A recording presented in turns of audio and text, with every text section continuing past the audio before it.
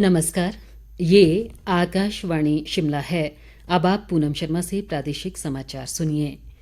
मुख्यमंत्री सुखविंदर सिंह सुक्खू ने लोगों से बाढ़ पीड़ितों की मदद के लिए आपदा राहत कोष 2023 में अंशदान की अपील की है। उन्होंने आज शिमला में आपदा प्रभावितों की सहायता के लिए आपदा राहत कोष वेबसाइट जारी की।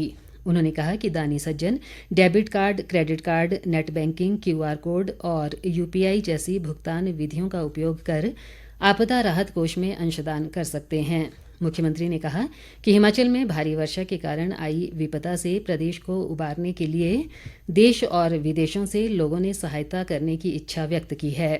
उन्होंने कहा कि अगले कुछ दिनों के भीतर दानकर्ताओं के लिए ऑनलाइन दान की सुविधा उपलब्ध करवाने का कार्य प्रगति पर है। सुखविंदर सिंह सुक्खू ने कहा कि पिछले 50 वर्षों में आई सबसे बड़ी आपदा की स्थिति में हिमाचल को भारी नुकसान झेलना पड़ा है। केंद्रीय सूचना व प्रसारण मंत्री अनुराग सिंह ठाकुर ने अधिकारियों को आपदा से हुए नुकसान की रिपोर्ट जल्द तैयार करने के निर्देश दिए हैं। उन्होंने आज बिलासपुर जिले के घुमारवीं, स्वारघाट, दधोल और बिलासपुर में अनेक स्थानों का दौरा कर भारी वर्षा व बाढ़ से हुए नुकसान का जायजा लिया। अनुराग ठाकुर पिछले 3 दिनों से प्रदेश के अनेक स्थानों पर बाढ़ प्रभावित क्षेत्रों का दौरा कर राहत व पुनर्वास कार्यों का निरीक्षण कर रहे हैं। उन्होंने कहा कि केंद्र सरकार ने हिमाचल में राहत व बचाव कार्यों के लिए एनडीआरएफ की 13 टीमें तैनात की हैं और केंद्र द्वारा बनाई गई सभी सड़कों के नुकसान की पूर्ति के लिए केंद्र सरकार धनराशि देगी। अनुराग ठाकुर ने कहा कि प्रदेश में वायुसेना के 2 हेलीकॉप्टर राहत कार्यों में लगे हैं। उन्होंने कहा कि राज्य सरकार द्वारा नुकसान की रिपोर्ट भेजने के तुरंत बाद केंद्र की ओर से सहायता राशि प्रदान की जाएगी। केंद्रीय मंत्री ने कहा कि अधिकारियों को आपदा से हुए नुकसान के आकलन कार्य में तेजी लानी चाहिए। बाद में अनुराग ठाकुर ने बिलासपुर में जिला विकास समन्वय व निगरानी समिति दिशा की बैठक की अध्यक्षता की और अधिकारियों को सभी विकास योजनाएं तय समय में पूरा करने के निर्देश दिए। राज्य सरकार प्रदेश में मत्स्य पालन को बढ़ावा देकर नीली क्रांति लाने की ओर अग्रसर है।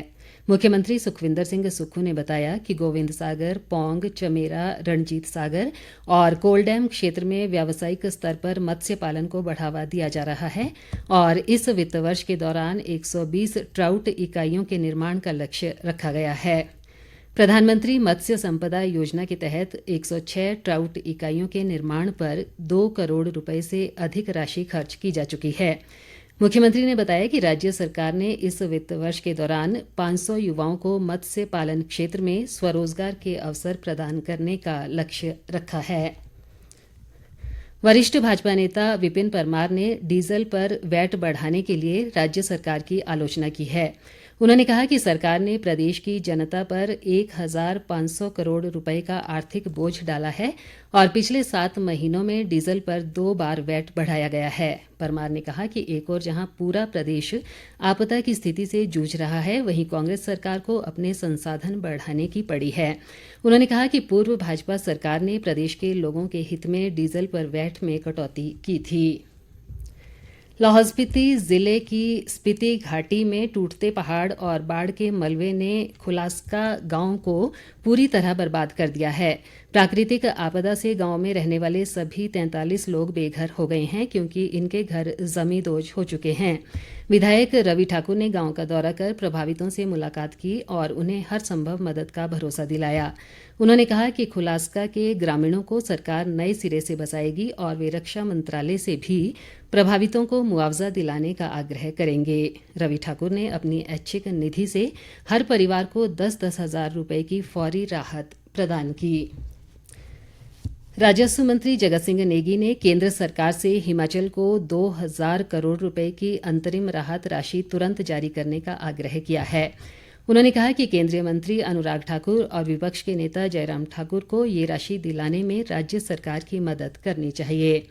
जगत सिंह नेगी ने कहा कि इस संबंध में केंद्र सरकार को पत्र लिखा गया है और हिमाचल में जानमाल को हुए भारी नुकसान के बारे में केंद्र को अवगत करवाया गया है। उन्होंने कहा कि सबसे ज्यादा नुकसान बिजली, सड़कों और सिंचाई व पेयजल योजनाओं को हुआ है और प्रदेश को केंद्र सरकार से मदद की दरकार है। इसी के साथ ये समाचार बुलेटिन समाप्त हुआ। नमस्कार।